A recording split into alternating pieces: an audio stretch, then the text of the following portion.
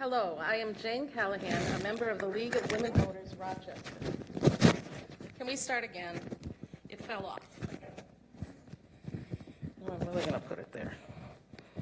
Stay. Okay, start again. Hello, I am Jane Callahan, a member of the League of Women Voters, Rochester. I would like to welcome all of you tonight, the candidates, the audience, and those viewing at a later time to this forum sponsored by the League of Women Voters, Rochester. We'd also like to thank our generous partners of tonight's forum, the Rochester Post-Bulletin, the Rochester Area Chamber of Commerce, and the Rochester Public Library for their help. Due to the current pandemic, we are limiting attendees to the candidates and necessary volunteers. Guidelines for social distancing and the wearing of masks are also being followed. The League of Women Voters is a volunteer organization organized at the local, state, and national level to encourage citizens to participate in government. While we, as a league, do study and take stands on issues, we never endorse or support political parties or candidates. The views expressed in this forum are those of the candidates, not those of LWV Rochester or any partner or sponsor of this forum, and the sponsorship of the forum is not an endorsement of any candidate. It is our purpose in sponsoring this forum to provide you with an opportunity to hear candidates discuss face-to-face issues that are important to you. Tonight's questions have come from LWV Rochester, the Post-Bulletin, the Chamber of Commerce, and members of the public. If you would like to submit questions for a future forum, visit our Facebook page, League of Women Voters Rochester, Minnesota, for information. They must be submitted at least 48 hours in advance of the forum that you wish to submit for.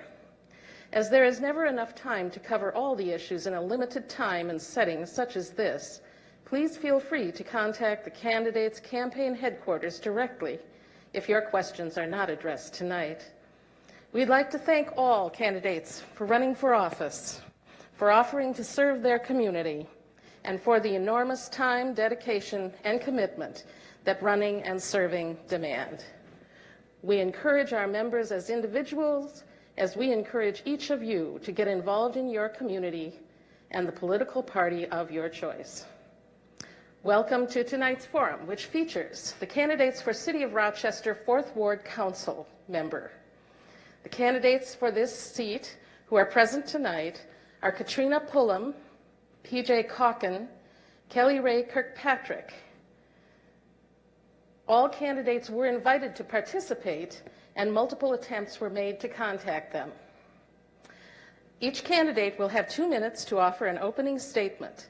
The candidates will then respond in turn to questions provided by LWV Rochester, this evening's partners, and by the public. Candidates will have 1 minute each to answer. The candidates will then have 2 minutes at the end to make a closing statement.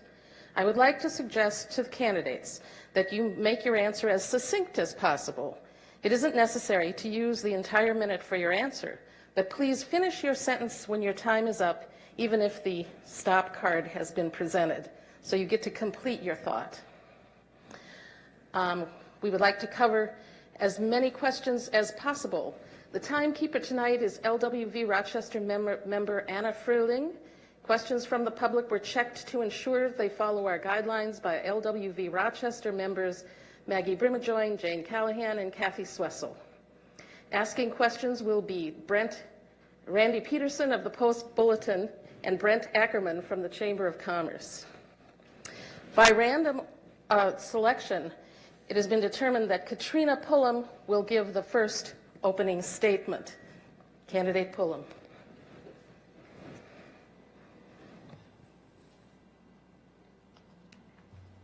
All right. Well, thank you guys so much for having all of us. It's been quite the journey already for me as I take on this new challenge in my life in the midst of everything else going on. So first, I wanted to start by saying that we are in a need of time where we all need to come together, new ways to communicate with one another and regain a sense of compassion for one another. The last few months have been trying and difficult for all of us in some way, shape, or form. And now, more than ever, we need strong leaders that are willing to work together to rebuild and revive our community.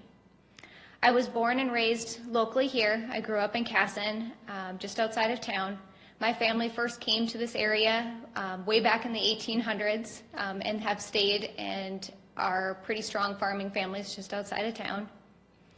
My family's hard-working values, I believe, will be a huge success and help me work through some of the problems and issues here with the city. We have a lot to do as a community, and we need to come together more than ever.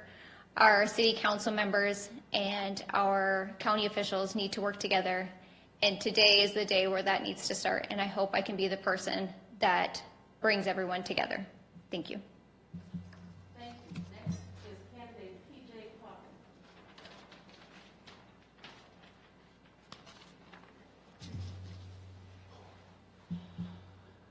First and foremost, I want to thank you to the League of Women Voters, the Rochester Public Library, the Rochester Chamber of Commerce, and the Post Bulletin for putting on this event. My name is P.J. Hawkins, and I love Rochester. My wife and I, with our 2 kids, Unity and Wrigley, live in Slatterly Park. And the residents and small businesses of Ward 4 want to be heard and be a part of the decisions and the processes that are shaping our city, our downtown, and our neighborhoods. I'm running for Ward 4 because I want to go to work for my neighborhood. I want to use my unique set of skills, experience, knowledge, and passion to be a leader and a voice for all residents in Ward 4. My experience as a leader dates back to the early 90s when I started my first business at age 8 and dreamed of running for office in 2020. In the 27 years that have followed, I've continued to be a positive, collaborative leader that has navigated the businesses and nonprofits I've been a part of through not 1, not 2, but now 3 and a 4th national crisis that has hit our communities and our economy. That experience has taught me what it takes to be a hardworking leader who continues to move things forward. I will work together with all Ward 4 residents to navigate the challenging and unprecedented times we are all facing. I'll move this city forward for you. Vote PJ on or before August 11th. Thank you. Thank you. And speaking third is Kelly Ray Kirkpatrick. And following your closing, please stay at the podium. You will take the first question first. Great.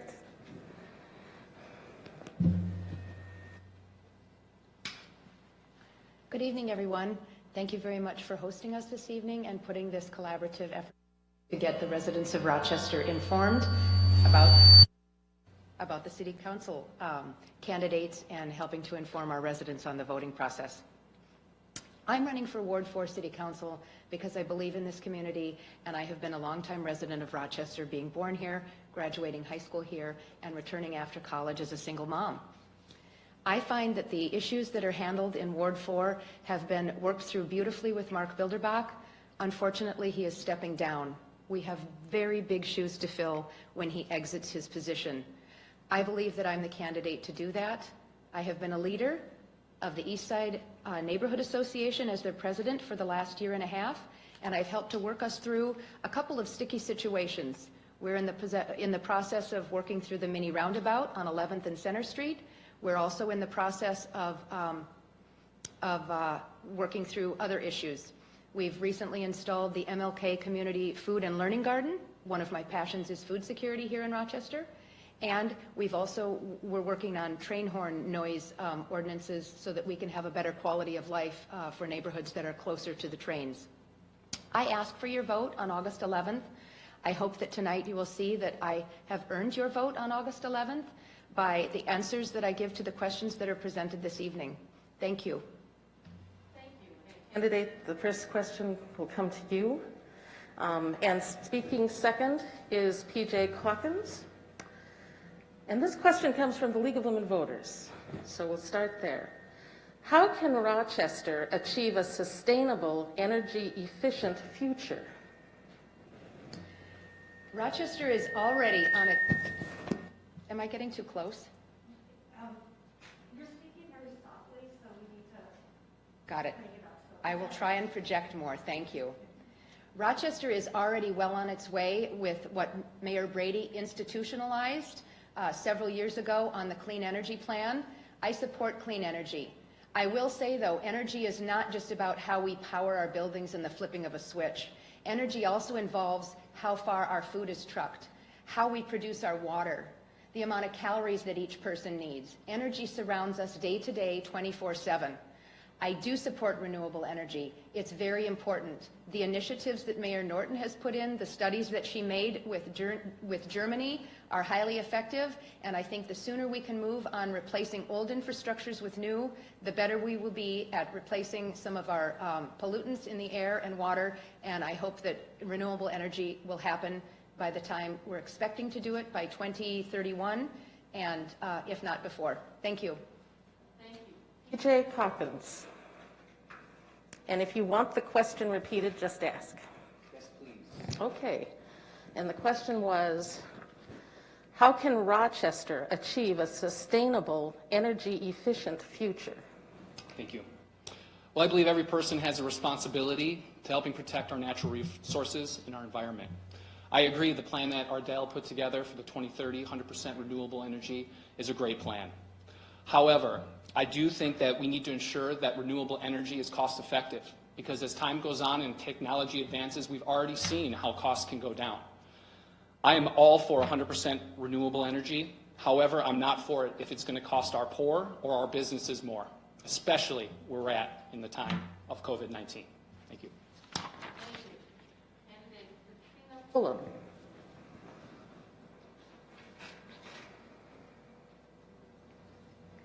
So I agree with both of the other two candidates.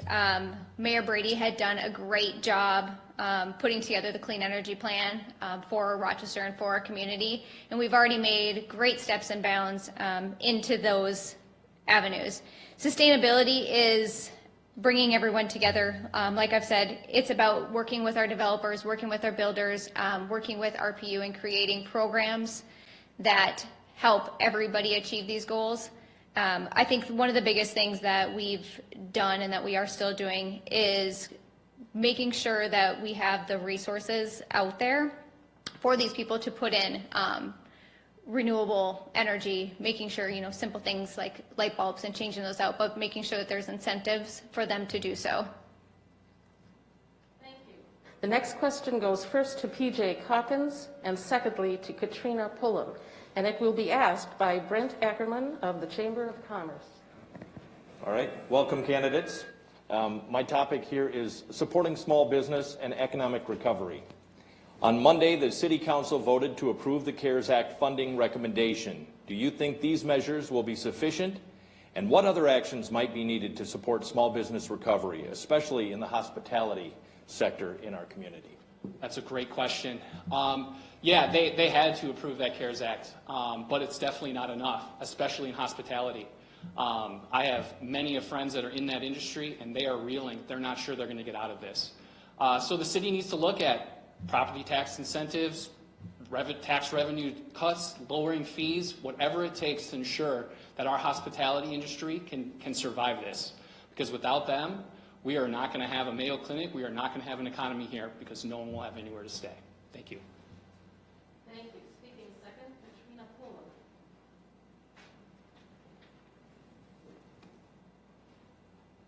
So this is actually something I'm very passionate about because I am a business owner in this community. And COVID and the shutdowns have hurt so many. The CARES Act and the funds that have been given to our county and our city are a saving grace to some of these businesses, and they need to get to these businesses. I've reviewed where some of the funds are going and don't agree with all of the decisions that are being made. $750,000 to go to trees and employ people to plant trees is not acceptable. I think we need to look at it. We need to dig into more and hold people accountable and make sure that these funds are getting to the people in our community who need them the most. Thank you. Kelly Ray Kirkpatrick.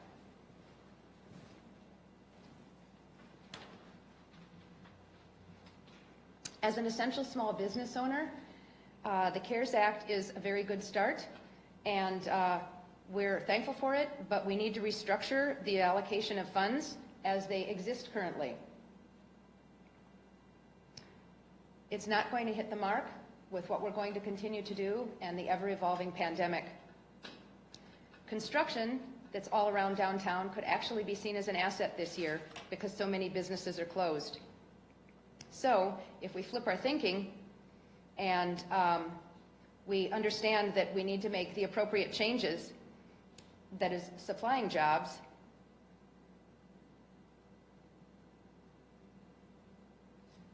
we'll be able to move forward through the pandemic and meet everyone's needs. Thank you.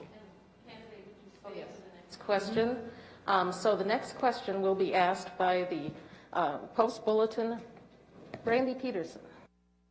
Mayor and City Council recently discussed community recommendations for local changes to policing. What changes would you recommend regarding local police operations? As a neighborhood leader, I've worked with the police department. They visit us at our neighborhood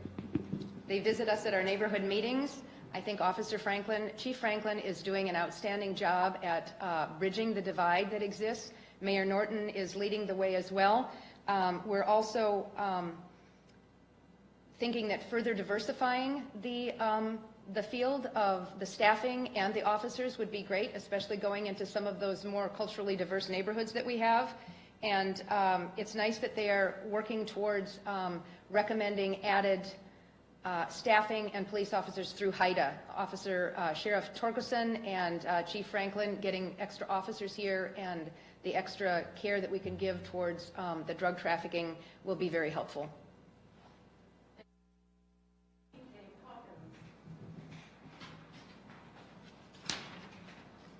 Can you repeat that question? Yes. The mayor and city council recently discussed community recommendations for local changes to policing. What changes would you recommend regarding local police operations? Awesome. Thanks, Randy. Well, I admit policing policy is not my strongest of topics for me right now. I'm working very hard and continuing to learn as much as I can, as fast as I can, because I believe this is a very important topic. I plan to spend the coming weeks talking with my neighbors and Ward 4 residents on what their opinions are on how policing should look in our city and what they feel is needed. Once I feel I've gathered enough information and data from all sides, then I'll feel confident making some policy recommendations. But I do want to say the steps that they've taken so far for the transparency, the RPD dashboard, I think are a great first step. Thank you. Thank you. Pullum.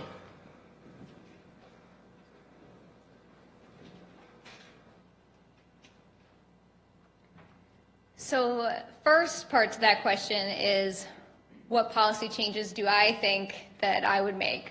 One, I am not a police officer, so I don't believe that I have any say in the policies that should or shouldn't take place. But I do have complete faith. I actually sat down and met with our Chief Franklin and talked to him about some of the steps that he is taking and some of the initiatives. And it's amazing. He's already asked all of his police force to look in the mirror, to take a look at themselves. The Police Oversight Commission has already came back with a list of suggestions, and I know that he will review them and he will look at them with an open eye. And also, he's already taken steps in hiring a group of diverse people in his new hiring, what am I trying to say? His newly hired staff that he just hired. And then also he has already just recently put on 2 social workers, which I think is a huge step forward as well. And I think we have a little bit more work to do, but he's on the right step. Candidate, will you stay for the next question? And the next question comes from the public. And the question is, how are the revenues from the local 1% city sales tax being used? Would you suggest other projects for the revenue? How are they being used? Yes, and would you use them in any different way in the future? Well, I don't know exactly how they are being used currently, but I think right now, especially with COVID, as a business owner, I've had to take a look in the mirror and completely redirect and change the way that we do things as a business. And I think as a city, we need to look at doing the same.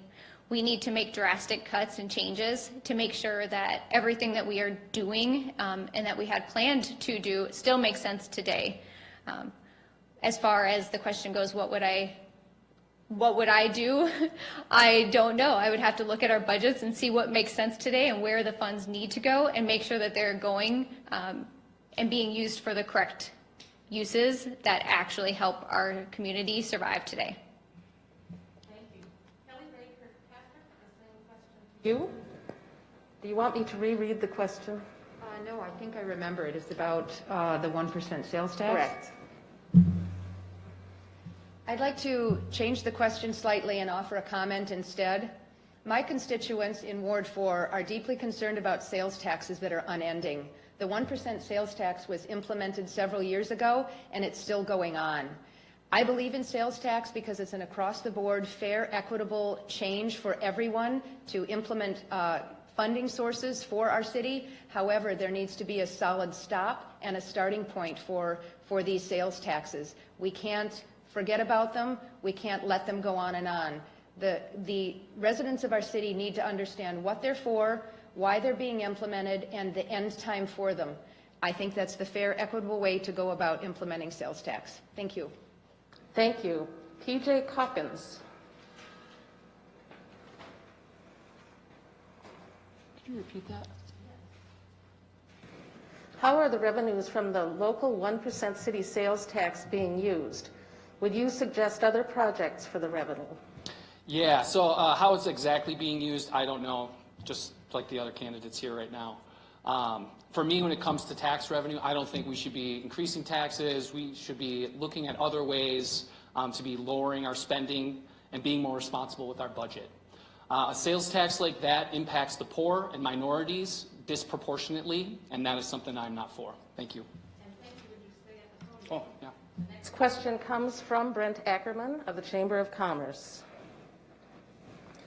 As you are aware, the COVID-19 pandemic has resulted in millions of Americans being furloughed or laid off, including many in our local community.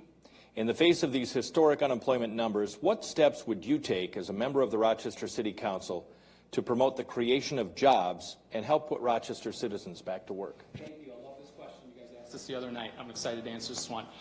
For me, I fully believe that as a city council representative, you are responsible for working collaboratively with local businesses to determine what they need to survive and grow, but also looking at ways to incentivize other businesses to come into this community and grow.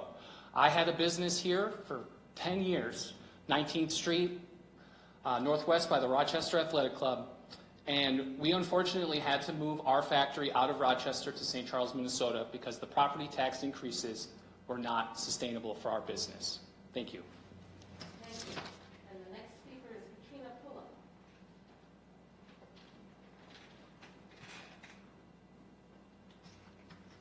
So I'm with PJ 100% on this. This is something that we need to focus on heavily right now. As a community, we are supposed to be welcoming, fair, and work together as a team, and we do not do that. We need to welcome new businesses into our community. It is hard to start a business in Rochester, and I have done it with almost no help. And there's no way that we can expect other businesses to come in if we are not finding new ways to welcome people to our community. We can create jobs, but it takes working as a team. It takes making sure that our developers and our builders and our building owners and the businesses coming in are all receiving fair treatment. And same thing that PJ said, that we are paying attention to the taxes because we are running businesses out of town left and right, and we need to keep them. Kelly Baker.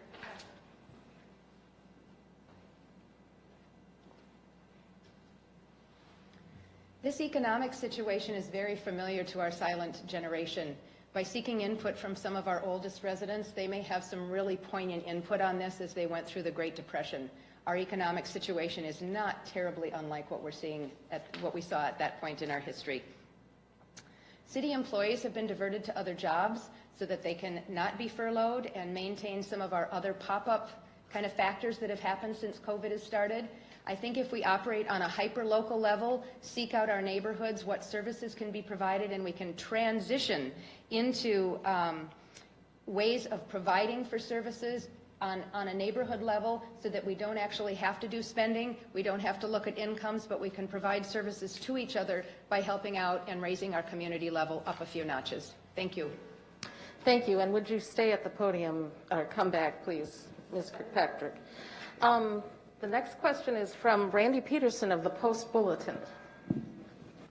Would you support the use of a utility or service fee as a way to reduce the city's reliance on property tax revenue? Yes, I would. I think utility and service fees are something that are paid for across the board by all users. Do I suggest doing it now during a pandemic where we're in an economic crisis? No, I don't. I'm not necessarily for property taxes to fund utilities and services because they don't cover all of the supports that come from our community in the way of funding. Renters wouldn't be paying for services then. Even the lowest income people do purchasing of services and utilities. We all need to pull together to pay for and to fund the services that we receive. Thank you. P.J. Hawkins next. Could you repeat that? Sorry. Would you support the use of a utility or service fee as a way to reduce the city's reliance on property tax revenue? Absolutely not, because I firmly believe that a utility increase or fee disproportionately affects the poor and minorities in this community. Yes, it is a wide range fee across the board, but again, that disproportionately affects those in poverty and those minorities in this community. So no, I'm not for that at all. Thank you. Pullum.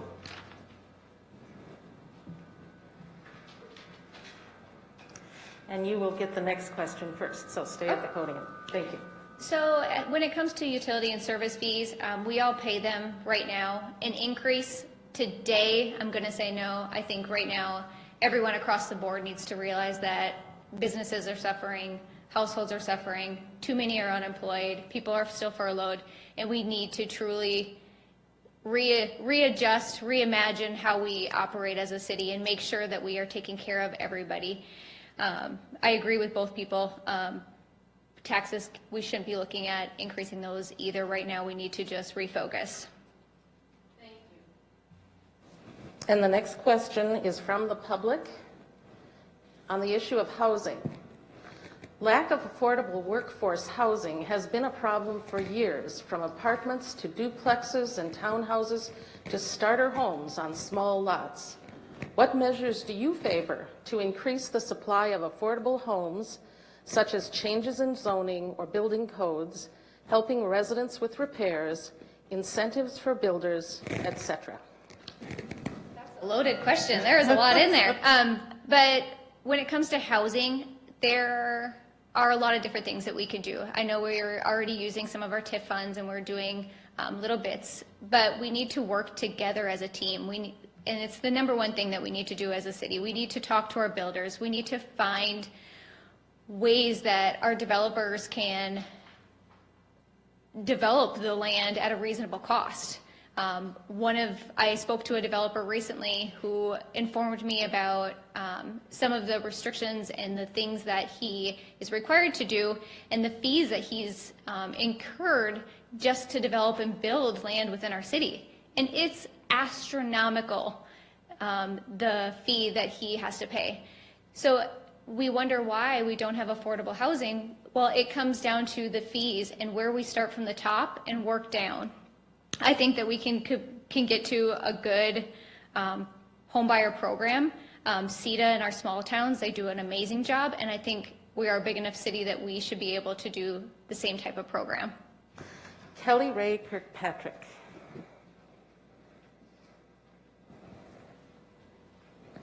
Would you repeat the question, please? Yes. Thank you. Sorry, I should have kept that up. Housing. I just put this back on. Lack of affordable workforce housing has been a problem for years, from apartments to duplexes and townhouses to starter homes on small lots. What measures do you favor to increase the supply of affordable homes, such as changes in zoning or building codes, helping residents with repairs, incentives for builders, etc.? I favor everything possible to increase workforce housing in this community. Unfortunately, with the way the economy has grown here over the last 10 to 20 years, as I've been a part of this economy, producing things as an essential business owner, I've seen that housing has been consistently neglected as a priority. We cannot source DMC Mayo Clinic with their huge ideas that they have, very wonderful ideas, if we don't increase our housing. One of the best ways to increase housing is to make it affordable. By raising the wages to a living wage for everyone, they will be better to afford housing, get the funding they need to purchase housing. We have very intelligent, innovative thinkers here that can work on developments in many of the areas that are ripe for developing, as long as we have residential input as to what that final outcome might be. Thank you. Thank you. Candidate P.J. Hawkins.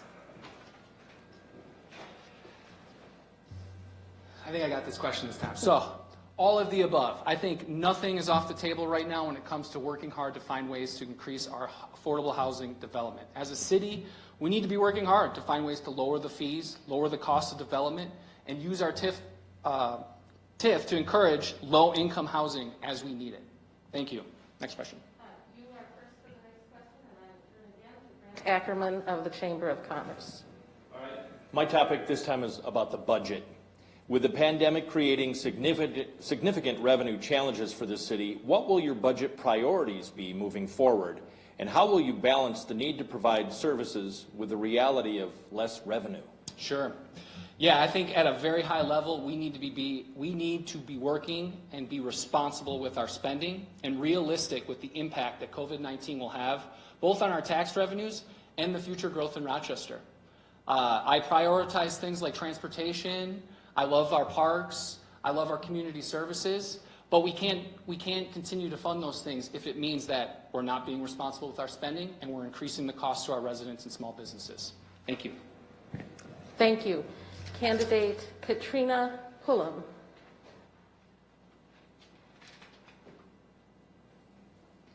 All right, this time I'm going to have you redo the question. With the pandemic creating significant revenue challenges for the city, what will your budget priorities be moving forward? And how will you balance the need to provide services with the reality of less revenue?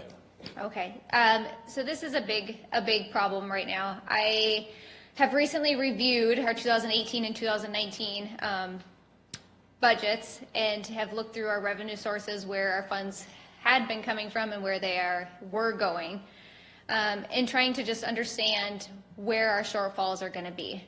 And we are going to be facing so many shortfalls that I hope that our current council is really thinking about all of them. I know that some of them are. Right now, we need to reevaluate our projects and our plans. We need to look at what we've already started doing and make sure that it makes sense today. Make sure that we're not doing something that nobody is going to use because we are in a different type of situation in the middle of a pandemic.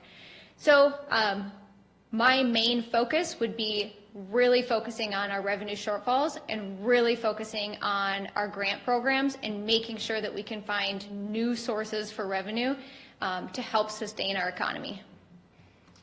Thank you. Ray Kirkpatrick.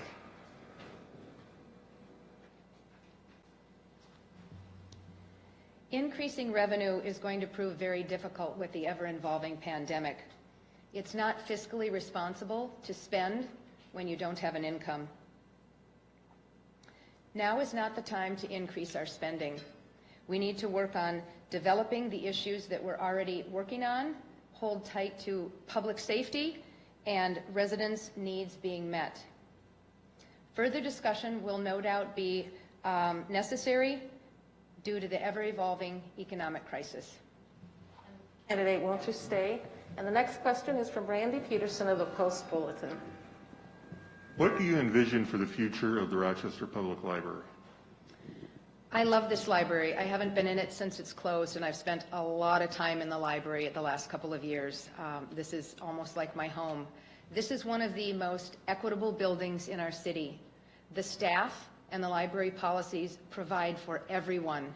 Without the library, our city would not be what it is today. When I came back to this town in 1995 as a single mom, I was jazzed about the new library. I brought all kinds of information to help the youth librarians in the children's department, and I was excited about a branch library. I'm still very excited about a branch library. This building needs to stay where it is, and we need to expand satellite locations to meet the needs of our ever-sprawling residents. An idea that might work is the Selco building at 19th Street and Valley High Drive. Perhaps outbuilding that or going up would provide a second satellite location for our library. Thank you. Thank you. T.J. Hawkins will speak. Vision for the public library, right? All right. I fully agree with Kelly Ray on that. My family and I, before COVID, visited the library frequently. My kids absolutely love it here. My wife works over at the Art Center, so it's an easy walk through the Skyway to come over here and enjoy it. But I agree, we have to look at, one, keeping this location where it's at. It's accessible. It helps all throughout the community. But again, as we expand Rochester and it's more sprawling, we need to ensure that all neighborhoods have access to the same type of education, knowledge, and technology that's here at the Rochester Public Library. Thank you. Thank you. Katrina Pullo. And stay at the podium, we'll see you first. Okay. Both of them, I 100% agree with. The library is really the heart of a city. It is key to the education of our youth. The programs that the library puts on for our children are amazing. My child and me have came to a couple of them, pre-COVID, I should say. And I think that, the idea that we need to make it more accessible to everybody as we grow is a great idea. Can we move it to another location or have a satellite location? I think that's something that we need to look at doing. Thank you. And the next question is from the public on an issue you candidates have brought up. What are your thoughts about our park system? Would you support a potential future referendum to make improvements such as splash pads, renovated city pools, pickleball courts, and updated shelters and amenities? So they added finally what they wanted to do for park improvement. So this question has came about already, and I've answered it already. And my answer for the referendum to increase property taxes to update these things currently was no. I do not think that we need to be doing things today that increase our property taxes. We need to look at other avenues. As far as the idea of adding splash pads, pickleball courts in the future, I think that is a fabulous idea. The one thing that I hear from families in our communities is that there isn't enough to do in Rochester. We have so many new people coming into town, and the first thing that I get asked is, well, what do you do here? Having these things like splash pads, it creates an opportunity for people from all walks of life to enjoy. Same with pickleball courts. I recently started enjoying pickleball myself, so it's something I would definitely look at adding. Thank you. The next answer comes from P.J. Hawkins. Can you repeat the question? Yes. What are your thoughts about our park system? Would you support a potential future referendum to make improvements such as splash pads, renovated city pools, pickleball courts, and updated shelters and amenities? Great. To answer the first question, I absolutely love Rochester parks. It's one of the reasons we love Rochester. We use them multiple times a week, my kids, my wife, and I. However, I do not think now is the time to be proposing any tax increase, any referendum to increase property taxes on our small businesses and our residents in Rochester. Thank you. Thank you. Kelly Ray Kirkpatrick. I believe Ward 4 has more public green space than any other ward in our city, and I love that. MLK Park is used extensively by thousands of people per week in the summer. We have an absolutely killer basketball court that was implemented by the Timberwolves. We also have an absolutely outstanding award-winning horseshoe pitch that is in just really a poor state right now. So I do believe that a referendum is necessary to create the park amenities that we want to have. However, That's really a question for the residents, not for city council members. Residents need to approve a referendum through the voting process. I also think that it should not be done with property taxes. Only property taxes affect the homeowners, and we all use the parks, from the poorest in our community to the wealthiest in our community. It needs to be done through a sales tax. Thank you. The next question goes to you, and you've done so wonderfully. We can ask a few more questions here. The public submitted a question on transportation and infrastructure. Do you support increased downtown parking or parking ramps further out with okay, let me say that again. Do you support increased downtown parking or parking ramps further out with frequent, regular transit access? That's really easy. Parking facilities further out with frequent rapid transit access. The rapid transit access needs to be electric to keep with our renewable energy, to keep with the LEED standards that our city is setting, to keep with all of the transportation and transit-oriented design that we're working on. We do not need more parking ramps in this city. The parking ramps need to be adjusted to create housing on top if they're structurally sound and they can support more weight and height. We need to go up with residences and housing, not more parking ramps. Thank you. Thank you. And the next person to speak is Katrina Pullum.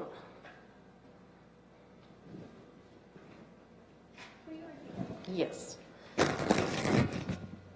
Sorry. Do you support increased downtown parking or parking ramps further out with frequent, regular transit access?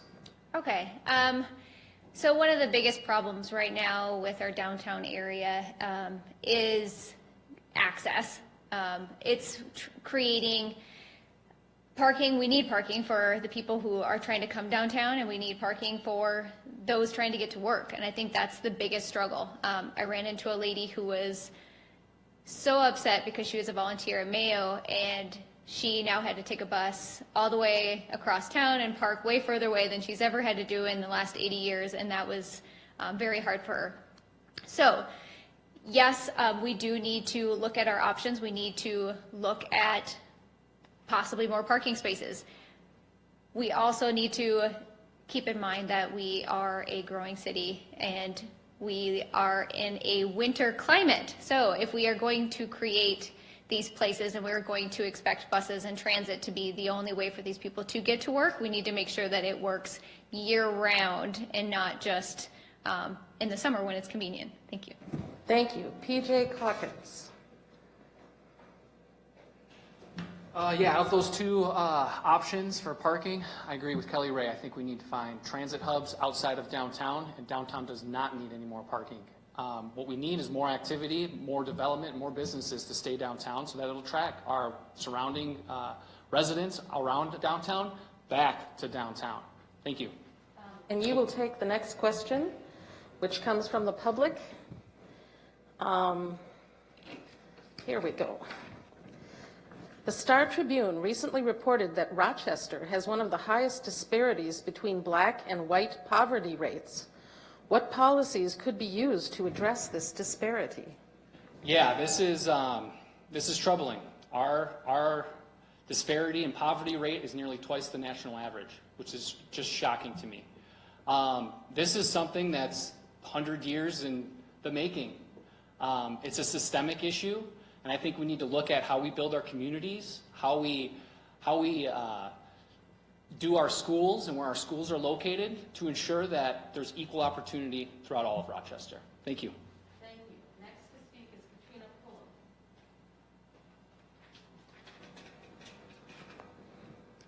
Pullum. All right, I agree with PJ. That was a hard thing to hear, and I think COVID and these shutdowns have really opened our eyes to a lot of inequities and things that are happening within our community. I think the biggest way that we solve this and we take a deep dive into it is to really reach out to these neighborhoods and find out where our shortfalls are. We need to look at what resources we have. We have a great network of organizations. The United Way is doing an amazing outreach program right now. And we need to just find ways that we can better connect with these people, make sure that resources are there, and that we are providing the correct education for everybody and making sure that we are including everybody. Thank you. Thank you. Kelly Ray Kirkpatrick.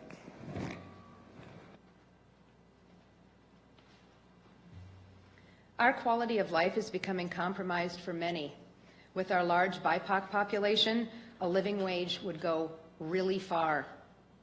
Racial issues in schools highlight our disparity and the lack of equity in the decision-making that has been prevalent in our school district and with our school board. We need to build wealth through education and vocational training, and we need to give everyone the affordability and the privilege of owning their own home so that we can diversify and create the equitable housing that so many other cities have. Thank you. Thank you. This concludes the questions portions of our forum. We will now hear the closing statements from each candidate, and the candidate's order was selected randomly. Candidates, you will have 2 minutes to speak. And speaking first is P.J. Calkins. Thank you again. I believe that all Rochester residents deserve to be represented by a leader that will act responsibly with spending, be a positive advocate for a safe and inclusive community, and work hard to help Rochester grow thoughtfully while protecting our environment, history, arts, and culture. But we need to be in this together. If we want to shape and grow our community as a whole, I am a collaborative leader with a skill set that produces results and positive outcomes. Through unity, we can ensure that we create the best Rochester possible for all of us, our children, grandchildren, and future generations to come. The task at hand seems large. It's almost impossible. But one step at a time, we can make change. If you believe like I do, then vote PJ on or before August 11th. I'll move this city forward for you. Thank you.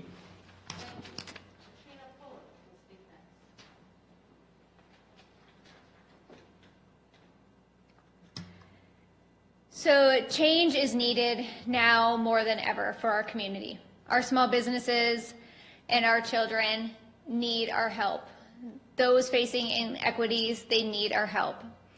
Right now, as a city, we are facing drastic changes. We are facing the need to recover and revive. We have programs that are not getting to the people that need it the most. And we need strong leaders who are not afraid to stand up, ask the tough questions, and make sure that we are making good, equitable decisions as a city. I'm a business owner in town. I've had to make all of these changes already, and I'm facing all of this alone, in a sense, without any city help. And I feel like right now, more than ever, so many of our business owners need a voice. We need somebody to stand up and hear us, and I hope that that person can be me on our city council. I know what it takes, and I'm ready to do that for our city and do the same. I hope that I can earn your respect and your trust, and I hope that I earn your support as I run for city council. Please vote for me on August 12th. 11th.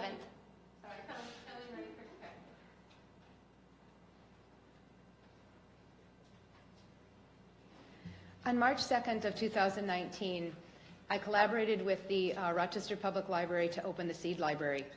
When I was upstairs that day, a gentleman approached me and he said he'd like to talk to me. And he said, "I hear you're running for city council." My jaw sort of dropped open and I said, "Wow, where did you hear that?" Because yes, I had been considering running for city council that far back. I spent time interning with Mark Bilderbach. I am the Eastside Neighborhood Association president. I navigated a significant name change with the park board and helped them to reword their policies so that other neighborhoods would not have a park name change without following park board protocol. We're currently navigating the mini roundabout at 11th and Center Street.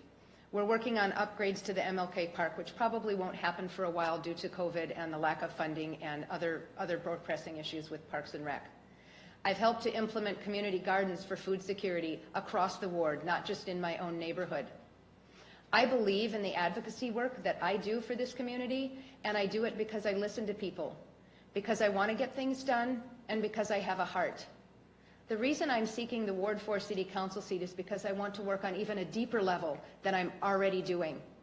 I love this community. This is my hometown. Thank you very much. And I hope that I've earned your vote, and I seek for your vote before August 11th.